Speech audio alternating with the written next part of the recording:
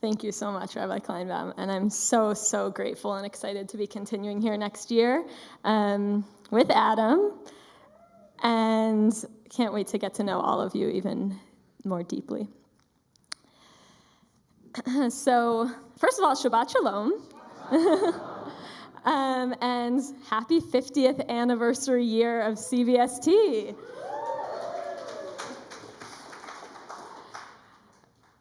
Rabbi Kleinbaum, Cantor Rosen, Joyce, thank you all so much. So beautiful, just so grateful. And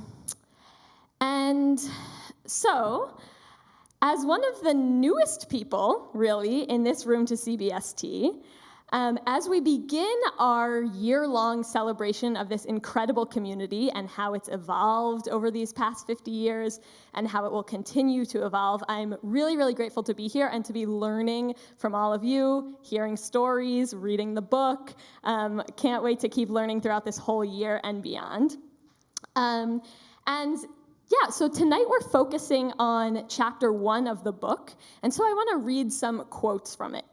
So Murray Lichtenstein, who was a member and prayer leader here since 1973, founding year, and now lives in Florida, is quoted in the book saying, "People say if you're gay, it drives you away from Judaism. Au contraire, it changed my life. Before CBST, I wouldn't have been in a shul on Friday night. After, I wouldn't have been anywhere else." Regina Linder, who Adam and I will interview later tonight, says, "Learning that there was any kind of group that melded Jewish and gay identities was a tremendous attraction for me." I saw that in the program, too. And Saul Mizrahi, "You do your job all day, keep your mouth shut, then you see your family, then you run to CBST, and then you can be who you really are in all the fullness of your dimension, not just a half person." Stories like these and so many more are truly the Torah of CBST. I want to talk about the concept of belonging. For so many of us, as members of the LGBTQ community and as Jews, we walk around the world every day with subtle, and sometimes not subtle, messages telling us that we don't belong. Christmas being an American holiday, but so many of us having to take vacation days in order to get the Jewish holidays off, having extremely few examples of gay people in movies or TV shows, and when they are there, often those stories end in tragedy. The examples could go on and on and on. Many of them are very subtle, that we experience literally every hour and every day, and we might not even consciously notice them, but the subtle ones, they add up so that there's this constant feeling of, my whole self can't be here. I have to hide. I don't belong. At different times, on different days, I myself have different views of the divine. And one of them is the idea that the divine, that God is the web of connection between every single living thing in the world. That when all of us are fully present, fully ourselves, and connected, we complete what I like to think of as an electrical circuit that gives way to an all-encompassing, bright, divine light. That all of us necessarily belong in that circuit, exactly how we are, without doing anything at all. Because without every single one of us, that circuit actually couldn't be complete. It needs every single node. In this way, we're all necessary. We all belong. In this week's Torah portion, Parshat Bo, we read about the last 3 plagues inflicted upon the Egyptians. At the beginning of the Parsha, Pharaoh asks Moses, "Mi hacholchim?" Who are the ones to go? Who of the Israelites is going to go when you leave Egypt? Moses replies, "All of us." Every single one of the Israelites, men, women, children, and animals, left Egypt? Moses says, because we all have to observe the festival for our God. Ramban comments on this verse.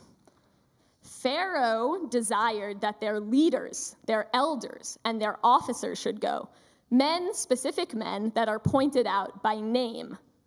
Moses answered him that also the sons and daughters will go, for we must hold a feast unto the eternal, and it is mandatory upon us that all of us take part in that feast. Moses and God would not bring the Israelites out of Egypt unless everyone was a part of the journey. And even, I'll just add here, as many of you know that I like talking about, the bones of Joseph, of their ancestor Joseph, who had died in Egypt and had been buried in Egypt, was taken with the Israelites when they left Egypt. Literally not a soul was left behind. And it was a necessary component of our exodus that we were all there. Again, we couldn't have left without all of us. And in this way, I believe that belonging is baked into the liberation story of our people. In this way, one could say, we couldn't be free without belonging. And in this way, belonging is one part of what it means to be part of the Jewish people. A close friend of mine, Chloe Zelka, who knows I'm bringing her story into this room tonight, lost her father in a completely sudden way when she was in her 20s. A master in creating belonging for herself and others, she took her own grief and created a series of grief retreats for young adults experiencing profound loss. I'm going to read here from a story that she told about one of these retreats, so quoting Chloe. In May 2019, I organized that first retreat. I'll never forget our talent show on Saturday night. One of the first acts is this guy in his late 20s, kind of a nerdy biology PhD student, whose mom had died of cancer just a few months ago. And he gets up and he says he's going to do stand-up comedy. And you could feel the room kind of tighten, like all these grieving people and this guy's going to tell jokes seems kind of risky. And he gets up, and the joke is about how his mom died. And it's funny. And as soon as that first joke is out of his mouth, we're laughing. And we're laughing, and we're crying, and we're applauding like crazy and giving him a standing ovation. And this guy is a rock star. This guy who just took a semester off his program and who previously didn't know many folks his own age who'd lost a parent, who'd felt so alone. Now he has a crew who's at his back. Those are Chloe's words.